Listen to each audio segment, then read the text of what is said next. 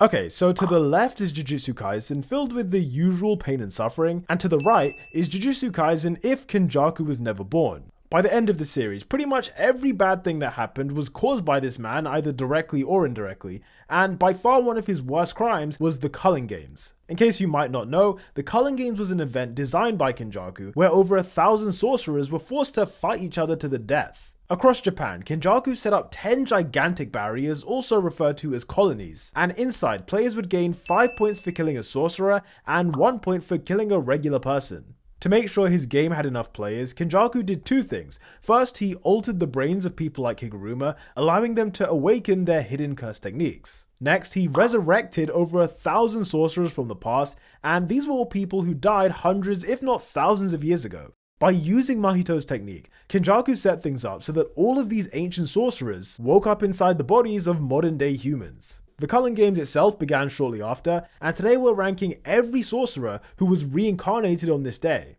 Okay, starting off with the top two, we have a pair of sorcerers who've never met, but were alive during this same period of history. Around 400 years ago, Ryu Ishigori became famous for having the biggest ever output of curse energy, and what that means is that he released a blast of curse energy bigger than anything seen from Sukuna or the big clans. Understandably, this caught the attention of Kenjaku, who proceeded to tell the news to an old man named Hajime Kashimo. Technically speaking, Kashimo isn't his real name, but it's what we call him because it's the name of the modern day human whose body he stole. This is true for all of the reincarnated sorcerers, we just don't know their real names, with only a couple of exceptions. Anyhow, 400 years ago, Kashimo lived his whole life being the strongest sorcerer, and although that sounds like a good thing, it actually made him miserable. Because he was so strong, Kashimo never felt challenged by his opponents, and therefore never felt satisfied. In his own words, he saw other people as being insignificant, which, as you can imagine, made it hard to form relationships. This ultimately led to him feeling lonely his entire life,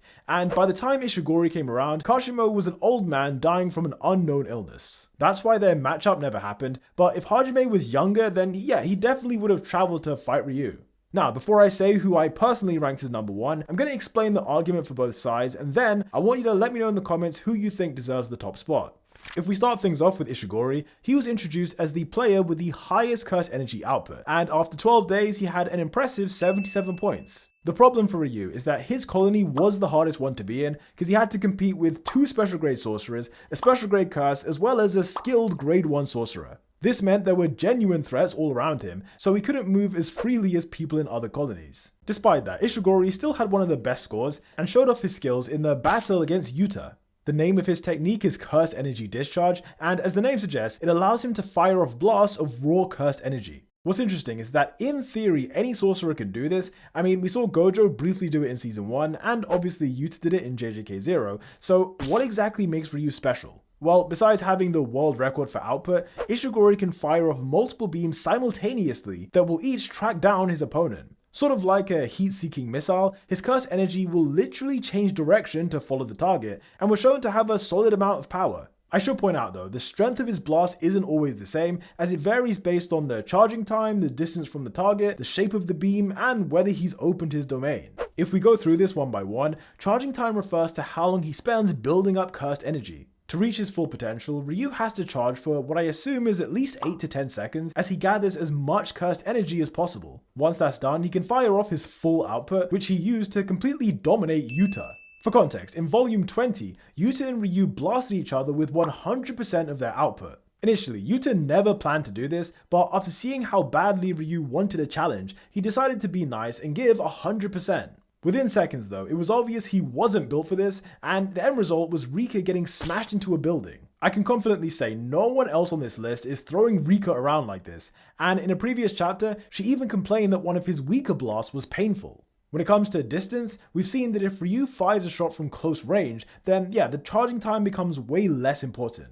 The best example is how when he quickly blasted Yuta from point blank range, it burned off 2 of the special grade's fingers. This was impressive considering that Ryu didn't have time to do a meaningful charge, and Yuta's body was protected by insane amounts of cursed energy. From a further distance away though, Yuta was able to tank Ryu's cursed energy, although I think one of the reasons for that was that the shape of the blast was a lot wider. Typically, Ishigori's strongest attack is a single condensed beam of cursed energy, and I think anything other than that will always be less effective in a 1v1 clash. Having said that, for someone of Ryu's level, being less effective isn't the same as being weak, since his wide-ranging blast was still strong enough to wipe out an entire street.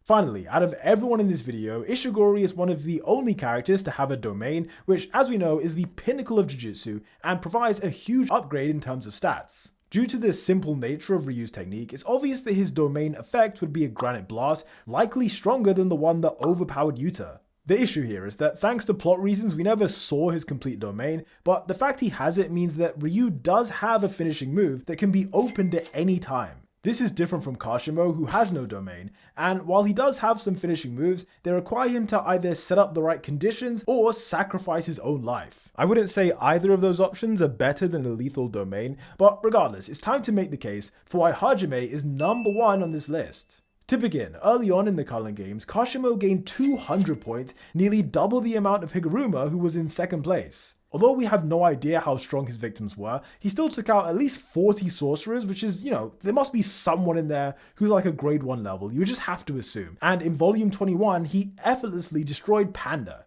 During this fight, we saw that unlike anyone else, Kashimo's curse energy is electric.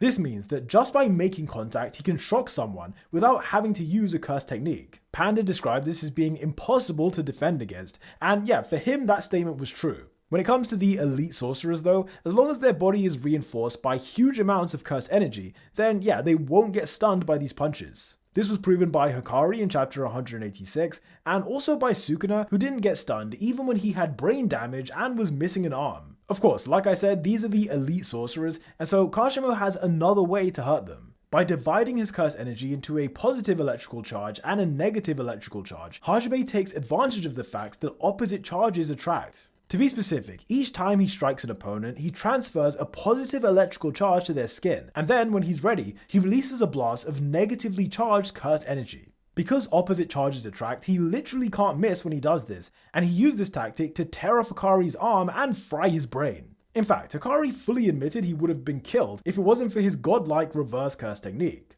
The one downside to this strategy is that it relies on Kashimo making contact, so if he went up against someone like Yuta for example, who knows about his power, then to put it simply, Hajime is getting one-shotted by his domain.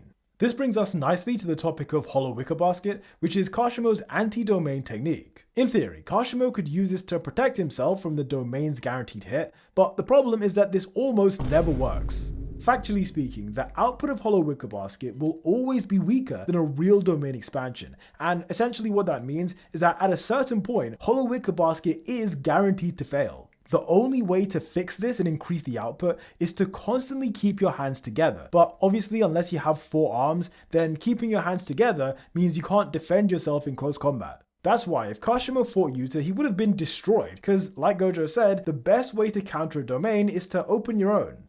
Now, one thing we haven't mentioned yet is Hajime's curse technique, which is called Mythical Beast Amber. At a basic level, this technique transforms Kashimo's body into an arsenal of electric tools, and it also increases his stats as well. The end result is a Kashimo who has X-ray vision, sound waves that shoot out his mouth, electromagnetic waves that shoot out his hands, and improvements to his already impressive speed.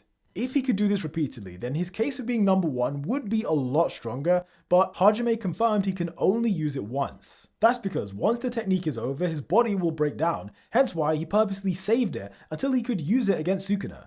Based on this, Ryu's technique is more practical, considering that he needs it for his domain expansion, which is objectively a better finishing move. In terms of battle IQ though, Kashimo easily gets this one because he uses real scientific principles to take full advantage of his curse energy trait. Probably my favorite example of this is when he got dropped into the sea, only for him to turn things around by using his electricity to generate poisonous chlorine gas. On the other hand, Ishigori gets points for his strength and durability, and that's not to say that Kashimo is weak because he's definitely not, it's just that Ryu's base physical stats let him physically compete with Rika, and even Sukuna was shocked by his durability.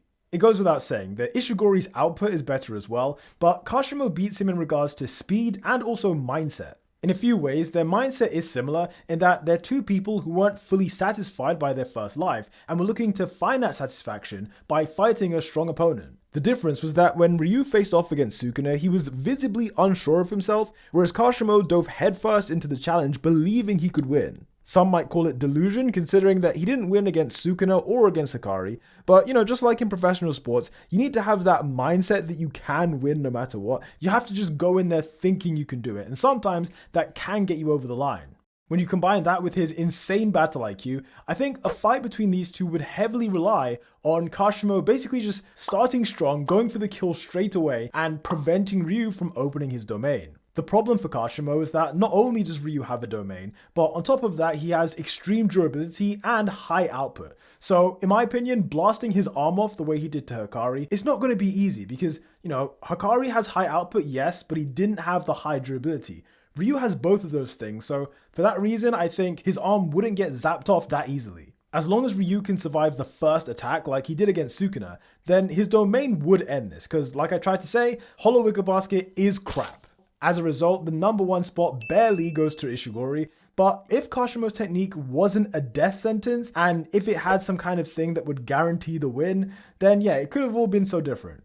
Moving on to third place, we have Yorozu, who's a sorcerer from 1,000 years ago. Back then, Yorozu's output was said to be on par with the strongest sorcerers of the Golden Era, which is a massive compliment considering who else was around. In the present day, she was reincarnated into the body of Megami's sister, but sadly her Culling Games record was awful since she died with a grand total of 0 points. Why then is she ranked as the third strongest? Well, it's because her first and only opponent was Sukuna. In this video, being killed by Sukuna is pretty much a badge of honor, and when Yorozu faced him, he had 16 fingers worth of cursed energy. More than that, he also had the 10 shadows technique after stealing Megami's body a few chapters earlier. To put it simply, beating Sukuna was an impossible challenge for Yorozu, but she still tried to kill him with her construction curse technique. Construction allows the user to create almost anything using cursed energy, but the catch is that to create something, you have to drastically drain your reserves. When it came to Mai Zenin, who also had construction, she could only use it to generate one small bullet a day, and even then it strained her body a lot. You can see by the blood coming out her nose,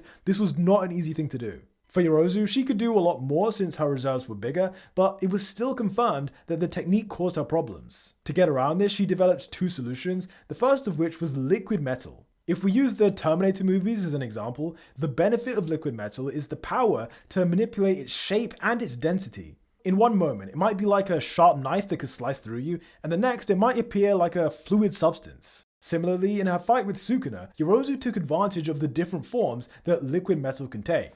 In one scene, she used the substance to surround him from all angles and then tried to kill him with this spiky ball. When that didn't work, she then turned it into these projectiles, and as we can see, the beauty of liquid metal is that its form can still be altered after construction. This material is what she used to create her insect armor, which was the second solution to her technique draining so much energy. After doing some research, Yorozu found out that certain insects are disproportionately strong and fast for their size. By taking direct inspiration from that, she developed insect armor made from liquid metal to efficiently increase her durability, her strength, and her speed without completely draining her reserves. While she's inside the suit, she can still control her usual liquid metal projectiles, meaning that she's a threat from a distance and also at close range. All that being said, she does have a certain weakness, which is that if someone uses positive energy against her liquid metal, then yeah, that causes it to break down. Now, an important point to make is that visually, although it seems like Yorozu put up a good fight against Sukuna, we have to acknowledge that he was purely using her to experiment with his new technique.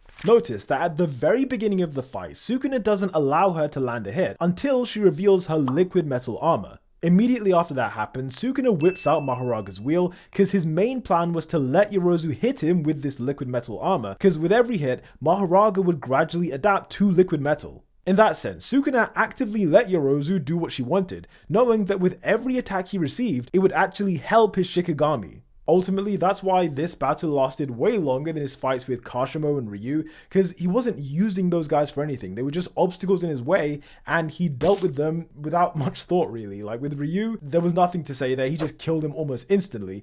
And with Kashimo, again, the battle only lasted as long as he wanted it to last, because he was never challenged, he was never up against the wall. Sukuna could have finished them all as quickly as he wanted. Now, having said that, while it's true that none of the top three ever had a chance of killing Sukuna, if we compare their collective stats, you can see that Yorozu's finishing move probably gave her the best chances of success. Yorozu's finishing move is called True Sphere, which is a sphere made from liquid metal that wipes out anything it comes into contact with. As a comparison, in terms of what it actually does, it's basically a slow-moving hollow purple with a small attack range, but inside Yorozu's domain, it's guaranteed to hit. Therefore, in this space, she could theoretically kill Sukuna, but I'm going to mention the obvious thing. If he was being serious, he'd just open his domain and destroy her in a second, so it was never really an option for her to kill him. Not to mention, even when he did allow her to trap him inside this domain, it was only because Mahoraga had finished adapting to liquid metal and was able to destroy the True Sphere without any problems. However, against the rest of the top 3,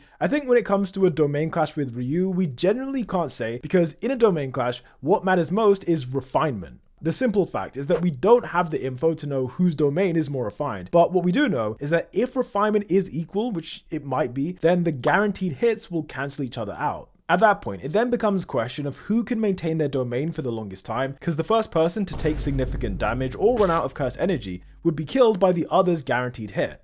Bearing this in mind, we have to remember that Yorozu's technique has been described as being inefficient in terms of using curse energy, and although she found solutions, we still saw that by creating the perfect sphere, it did visible damage to her body, like she was bleeding from her nose, and this is before she even opened her domain. So just based on the inefficiency of the construction curse technique, you would have to assume that in a battle of attrition, he would win. I'm going to emphasize though, this is only in the scenario where their domains are equally refined, which might not be the case. Maybe Yorozu's is more refined, or maybe Ryu's is more refined. We genuinely don't know. But in terms of who could outlast the other, I think it has to be Ryu. It just makes the most sense. Against Kashimo, this matchup depends on whether he can kill her or at least rip off her arm before she opens her domain. Doing that obviously won't be easy, especially because, like I mentioned earlier, Yorozu can use liquid metal to attack from a distance, so in theory she could basically use this to keep him away from her. If he wants to build up a positive charge and have that guaranteed hit, then he does need to make contact.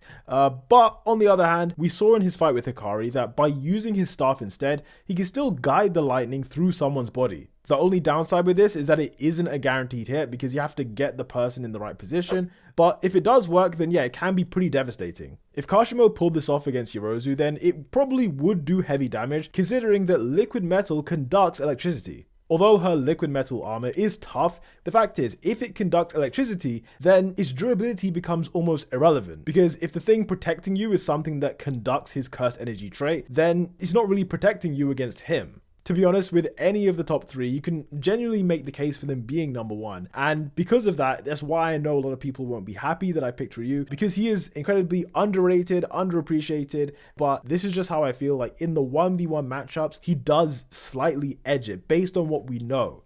Anyway, up next is a sorcerer named Dhruv Lakdawalla, who is officially the first known special grade in history. If you see my video explaining potential special grades, then you know the requirement to be one is that you have the potential to take over a country. In Dhruv's case, he was alive nearly 2,000 years ago for the oldest recorded war in Japanese history. At some point during this Japanese Civil War, he single-handedly conquered the entire country, making Dhruv the only special grade to actually fulfill the requirement. It wouldn't be a surprise if his actions are what led to special grade being what it is, which is why it's so disappointing how easily he was killed. For context, Dhruv's technique gives him access to multiple Shikigami, and these Shikigami orbit around each other. The trajectory of this orbit is equal to a domain, or to put it another way, entering into this space will expose you to a guaranteed hit. His guaranteed hit are these invisible slashes, so in a sense it is like a weaker version of Sukuna's open barrier. The real benefit of this technique though isn't the strength of the slashes, which from what we've seen aren't that tough. No, the real strength is that because the Shikigami can get so far away from each other, his domain has the potential to be the largest in the series. Remember, because the orbit of his Shikigami won't be obvious to everyone, civilians and non-elite sorcerers might just accidentally walk into it. If their bodies aren't reinforced by curse energy, then they will just get cut down, and the larger his domain, the more people Dhruv can trap. This method is how he gained 91 points in 12 days while just playing games on his phone, and this is equal to taking down 18 sorcerers and 1 non-sorcerer. However, Dhruv's glaring weakness is that it seems like he wasn't physically tough or particularly skilled in combat, since Yuta sliced him down without taking any damage. Maybe when this is animated, we'll find out more about Dhruv's physical abilities, but from what we've seen, which is just this one panel, it didn't really seem like a challenge. It just seemed like people were afraid to get close to him, but when someone actually did it, then yeah, it didn't seem like he had anything to offer. Now, one person who did do some damage to Yuta is Takaka Uro, who's ranked in 5th place. Uro is from the same era as Yorozu and Sukuna, and at the time she was the leader of a group of assassins known as the Sun, Moon and Star Squad. Members of this squad worked for the Fujiwara clan, who at the time were the strongest Jujutsu family. Thanks to JJK0, we know that Yuta and Gojo are descendants of another family known as the Sugawara clan, who were direct rivals to the Fujiwara. Now, where things get interesting is that Uro seemed to strongly believe that Yuta is a descendant of the Fujiwara, with Gojo confirming that, yeah, he might actually be descended from both clans. If this is accurate, then as a sorcerer, Yuta's lineage is more impressive than any character, and it's partly why Uro hates him so much. In her first life, it's heavily implied that Uro came from nothing, and the Fujiwara clan didn't allow her or her squad to even have names. In spite of that, she worked for them because, in her words, her goal is to become somebody. In chapter 238, it was then revealed that at some point Uro's squad was annihilated by Sukuna, but unlike other people on this list, he didn't kill her. We know this because Uro was executed by the Fujiwara clan after one of their members framed her for a murder she didn't commit. For these reasons, Yuta, who she assumes is the descendant of the Fujiwara, his existence and his general attitude just pissed her off, and so Uro was happy to toy around with him and eventually tried to kill him for his points. Her curse technique is one that lets her manipulate space by treating this guy as material that you can wrap around yourself or grab onto. Overall, this ability has 3 main benefits, which are defense, attack, and redirection. Starting off with defense, in close combat she can distort space so that if someone throws a punch at her, she can make it so the hit never lands. The drawback is that to do this she has to use her hands, meaning that she's completely defenseless if she can't move her arms. In terms of attack, Uro's main move is this thing called Thin Icebreaker, where she turns the sky into a flat surface. If she then punches through that surface, anyone who was behind it will be sent flying backwards, and the good thing about Thin Icebreaker is that you can't really avoid it. Even Sukuna couldn't defend against it. That's because the target of the attack isn't the person involved, but rather the target is space itself, and so when Uro punches through, it is guaranteed to work. Finally, redirection is when Uro warps space to change the path of someone else's attack. In chapter 177, Ryu tried to crush her with a granite blast, only for Uro to send it back to him and essentially use his own move against him. This can be effective against anyone who uses projectile attacks, so for example Gojo, Sukuna, even Yuta himself. As long as your attack travels through the air, then Uro can bend it so that it attacks you or it attacks someone else. That's why in this panel she was waiting for Yuta to do something, because by using other people's abilities against them, that's how she can be her most effective. Later on in the fight, Uro revealed that she has a domain expansion, and this moment came when her, Ishigori, and Yuta had the first and only 3-way domain clash. I alluded to this earlier, but unfortunately we never got to see the result of this, so we don't know what Ryu's domain looks like, and we also don't know what Uro's domain looks like, and as a result, we don't know the nature of her sure hit effect. This is just a theory, but since her technique is all about space manipulation, and since space is intrinsically connected to time, it'd be interesting if her domain played into that and let her play around with time itself. I'm thinking of Julius from Black Clover here, the way he could age up certain parts of people's bodies. I thought that was always pretty interesting. Maybe something like that could be the potential of Uro's domain. Anyway, the next reincarnated character is Angel, who's another sorcerer from the Golden Era.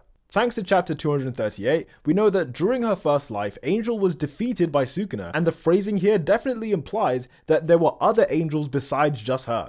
Regardless, this angel is clearly the most prominent one, and her mission in the Culling Games was to wipe out every other reincarnated sorcerer. Morally speaking, she thought that stealing the bodies of modern day humans was wrong, believing that it goes against God's law. For that reason, rather than taking over a human, Angel chose to be a passenger inside the body of Hana Kurusu. This is why her rank is so low, because as a sorcerer, Hana has no skills and is essentially just a strong technique inside a really weak body. As I explained in a previous video, this technique negates basically all other types of jujutsu, making it simple for her to kill reincarnated sorcerers, who are all basically just cursed objects inside the body of modern day humans. Although Sukuna tried to act nonchalant, the fact is he was very aware that Angel could kill him, hence why he tried to warn Yuji not to reveal his presence. However, Angel's problem is that because she's so morally pure and she left Hana in charge, it meant that they failed to kill Sukuna when they had the golden chance. Consequently, she wasn't nearly as useful as she should have been, hence why I ranked her in 6th place. Following Angel, we have Reggie Star, who's a grade 1 level sorcerer with a solid battle IQ. Reggie's curse technique is named contractual recreation, and in simple terms, if he has a receipt for an object or a service, then by burning that receipt, he can manifest what's in the contract. One example is how he had a receipt for a few days at a luxury spa, and by burning it with cursed energy, his body was suddenly refreshed as if he'd actually spent 2 days relaxing. Another example is how he manifested these knives, and his technique allows him to control them very briefly before they disappear. In other words, he can make his creations fly towards a target or move in unnatural ways, but once he makes that command, then they're gone forever. If he doesn't give any command though, then the object will stick around until he does, and he used this rule to his advantage against Megumi. During their fight, Reggie noticed how Megumi can store objects inside his shadow, but for some reason chooses not to store many weapons. From this, Reggie deduced that if something is inside the shadow, then the weight of that object is something Fushiguro has to carry. Based on this assumption, when he was trapped inside Megumi's domain, he recreated 3 cars. In that way, he used the rules of 10 shadows against the owner by weighing Fushiguro down with over 2 tons worth of vehicles. Later on, when Reggie himself was then drowning in the shadows, he strategically commanded one of the cars to save him while leaving the other 2 in the shadows to weigh Megumi down. Sadly for Reggie, despite all of his great tactics in taking advantage of his curse technique, he was still outsmarted by Fushiguro, who engineered a situation where Reggie was forced to cancel all of his active contracts. Despite his loss, I consider Reggie to be one of the best tacticians in the series. I mean, throughout this whole fight, we got to see his detailed thought process and the way he would always be thinking like a few steps ahead.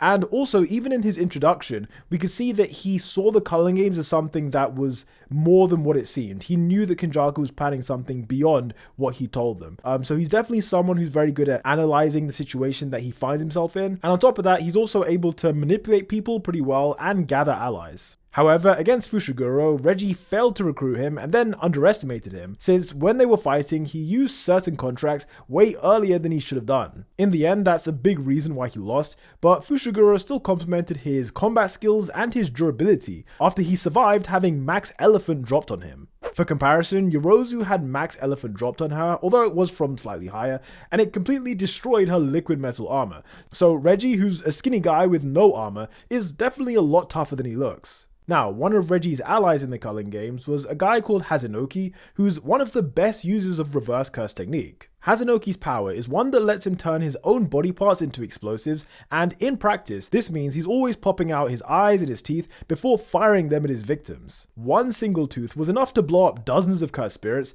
but the explosion size does vary, likely depending on the amount of cursed energy that he puts into that body part. Against Takaba, Hazenoki's explosions range from being the size of a basketball to these massive ones, so it seemingly is just purely down to choice. His mastery of reverse curse technique means that he grows his eyes and teeth back within seconds, and we can assume his reserves must be pretty big to do this, because he does this consistently without getting tired, even though reverse curse technique is meant to be one of the most draining things you can do. Sometime after Reggie was killed by Fushiguro, Hazenoki left Tokyo to explore one of the other colonies, and while he was there, he came up against Kenjaku. By this point, Kenjaku was on a mission to end the Culling Games, as ending the game was the only way to begin his plan to merge Tengen with the rest of the Japanese population. To end the game, he had to make sure that every Culling Game player was dead except for himself and Sukuna, so while Jujutsu Hari was busy watching Gojo vs Sukuna, Kenjaku used the distraction to start eliminating random players. Hazenoki was unfortunately his final victim,